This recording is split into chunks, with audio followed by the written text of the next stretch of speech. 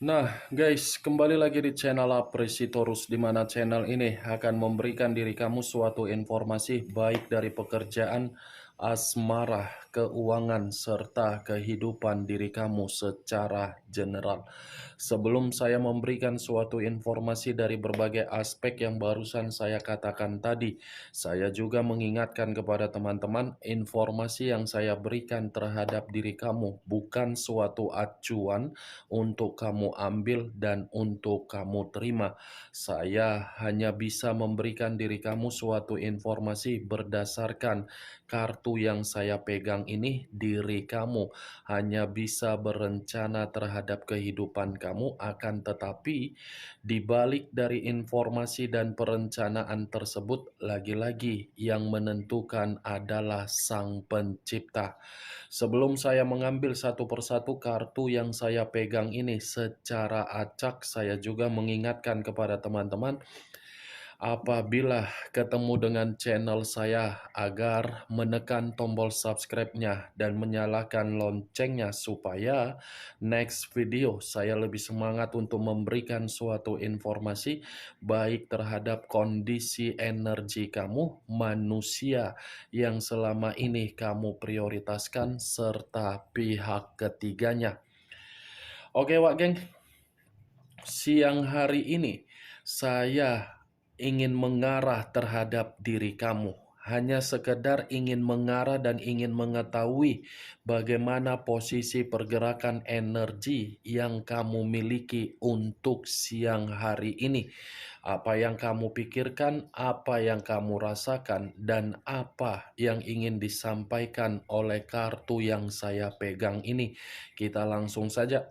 Saya akan mengambil beberapa kartu, di mana kartu yang akan saya ambil nanti bisa saja bersifat resonate, bisa saja tidak bersifat resonate. Semuanya saya kembalikan terhadap pola pemikiran kamu, semuanya saya kembalikan terhadap situasi energi yang kamu miliki untuk saat ini.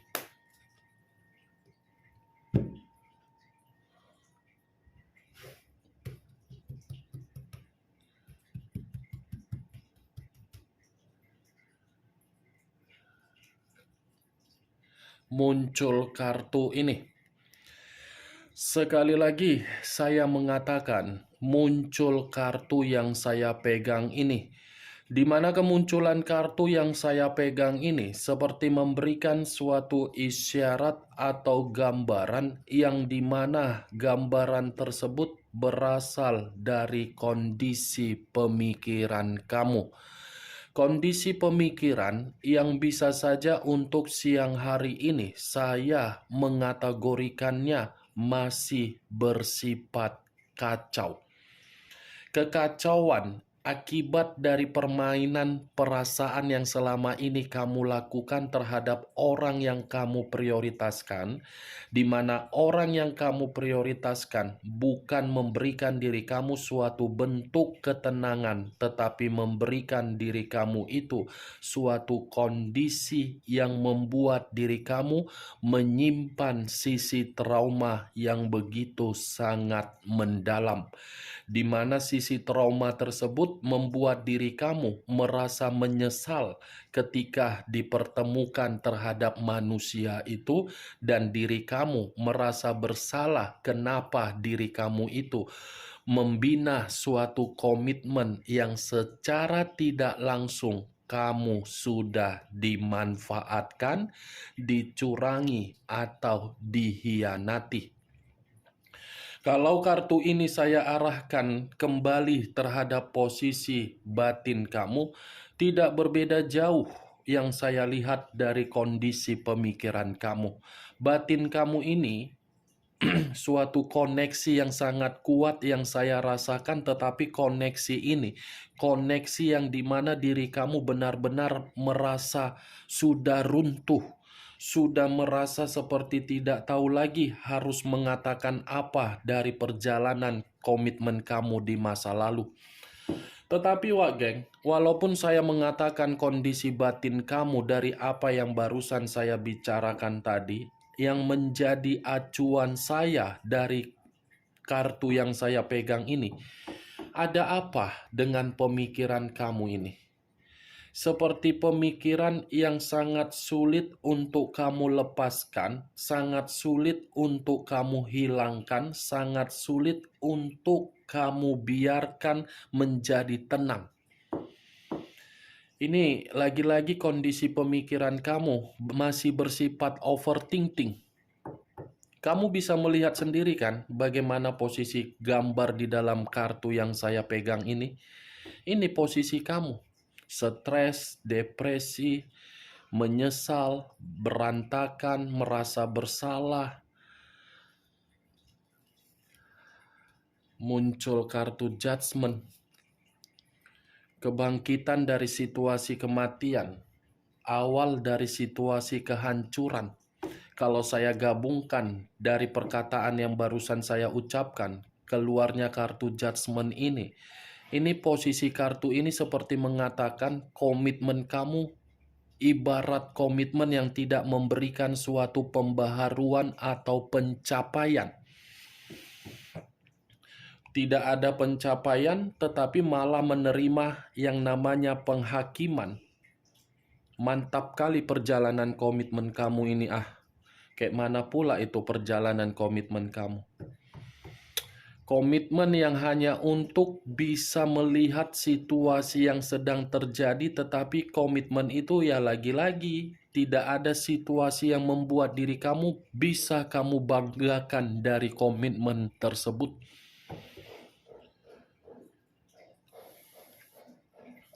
Muncul kartu Six of Pentacles. Terdiri dari 6 koin, 3 di kiri, 3 di kanan. Kalau saya mencoba menarik satu koin dari ke-6 koin yang barusan saya katakan, satu koin yang saya tarik ini, perjalanan komitmen kamu hanya sekedar perjalanan komitmen berbicara secara keuntungan dan kerugian. Tetapi keuntungan yang saya katakan ini bukan kamu yang menerimanya, melainkan orang yang kamu prioritaskan. Ketika keuntungan tersebut dia peroleh dari diri kamu, manusia itu tidak peka terhadap diri kamu. Ingat, kamu bukan mendapatkan keuntungan, tetapi diri kamu ini mendapatkan suatu bentuk kerugian. Rugi secara mental, rugi secara batin, tetapi yang lebih parah, rugi secara keuangan. Saya rasa diri kamu ini terlalu banyak ya memberikan apa yang dia minta.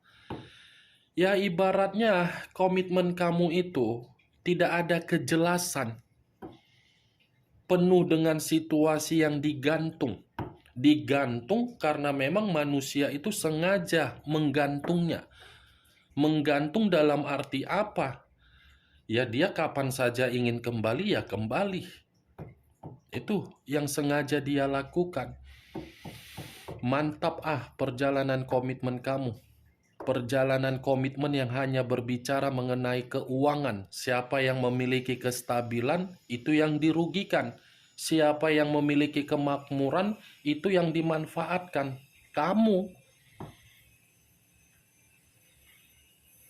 Muncul kartu Nine of Wands. Terdiri dari 9 tongkat. Kalau saya mencoba menarik satu tongkat dari ke-9 tongkat yang barusan saya katakan, satu tongkat yang saya tarik ini seperti memberikan situasi gambaran yang dimana diri kamu ini untuk saat ini bukan untuk masa lalu, tetapi untuk saat ini.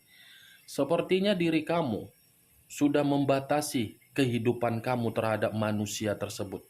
Di mana ketika kamu membatasi kehidupan kamu terhadap manusia itu, kamu mengetahui dengan kehadiran dia untuk kesekian kali membuat diri kamu merasa seperti orang yang terpuruk. Membatasi dalam kategori apa? Kamu ini seperti orang yang sedang menikmati kesendirian, tetapi kesendirian yang kamu nikmati, kamu pun tidak mau lagi untuk terbebani secara pemikiran. Walaupun saya mengatakan di kartu pertama yang saya bilang tadi, Nine of Swords, dengan kemunculan kartu ini, pemikiran kamu dalam pemikiran yang stres, tetapi kesetresan kamu ini seakan-akan membuktikan bahwasannya kamu sedang mencegah manusia itu agar tidak lagi bisa berkomunikasi terhadap diri kamu. Kalau manusia itu berkomunikasi terhadap diri kamu, sepertinya diri kamu ini belum bisa untuk menghilangkan sisi trauma yang kamu simpan. Muncul kartu Eight of Swords, terdiri dari 8 pedang.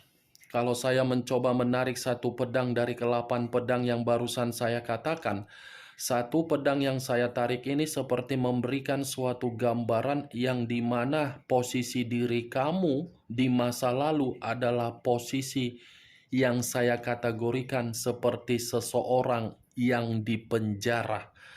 Dipenjara dalam arti apa? Perasaan.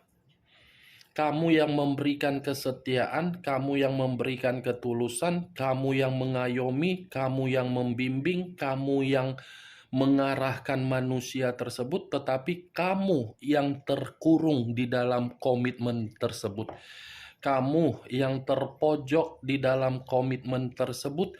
Kamu ibarat orang yang meminum racun, tetapi racun yang diminum bukan mati secara langsung, tetapi mati secara perlahan-lahan. Mati ini dari kondisi yang selalu menyimpan sakit hati, yang selalu berharap kapan manusia itu bisa berubah, tetapi tidak pernah kunjung berubah.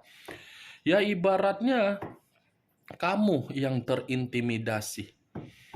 Saya rasa kalaupun saya kaitkan kartu 8 pedang ini dengan kartu 9 pedang ini tidak berbeda jauh. Inilah faktor utama ketika pemikiran kamu masih berpikiran secara overthinking, karena memang diri kamu ini sudah benar-benar merasa terzolimi, merasa sebagai korban dari orang yang kamu prioritaskan. Tetapi hebatnya di dalam komitmen kamu yang merasa terzolimi, kamu yang merasa menjadi korban, orang yang kamu prioritaskan memberikan informasi terhadap orang lain sebagai flying victim. Dia yang menjadi korban, padahal diri kamu. Kedua kartu inilah yang menjadi alasan diri kamu untuk saat ini sedang berjaga-jaga untuk mencegah manusia tersebut tidak lagi terkoneksi terhadap diri kamu.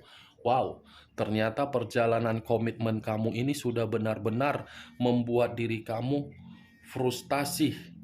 Perjalanan komitmen kamu ini sudah benar-benar membuat diri kamu merasa terancam.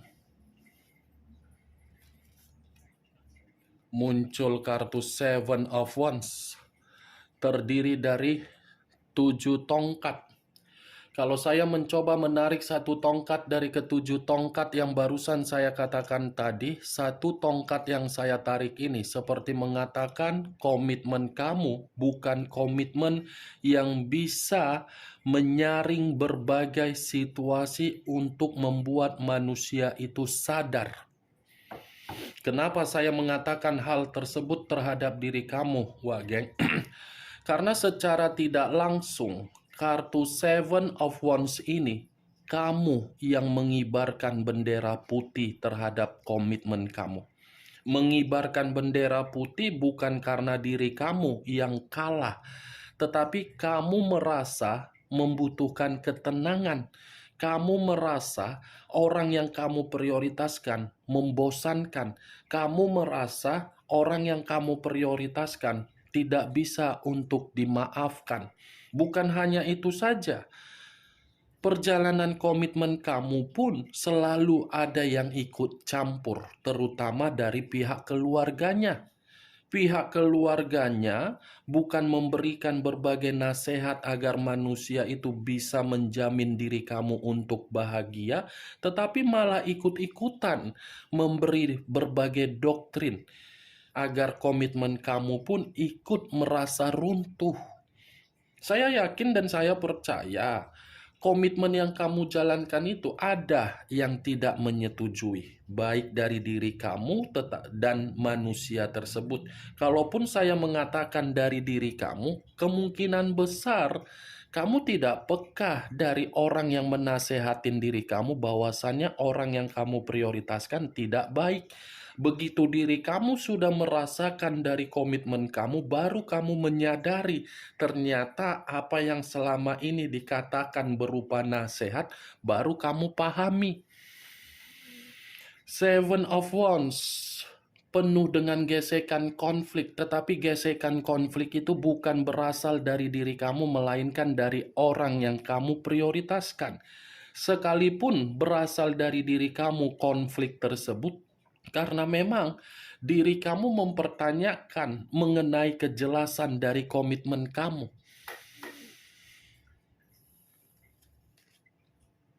Muncul kartu Four of Cups.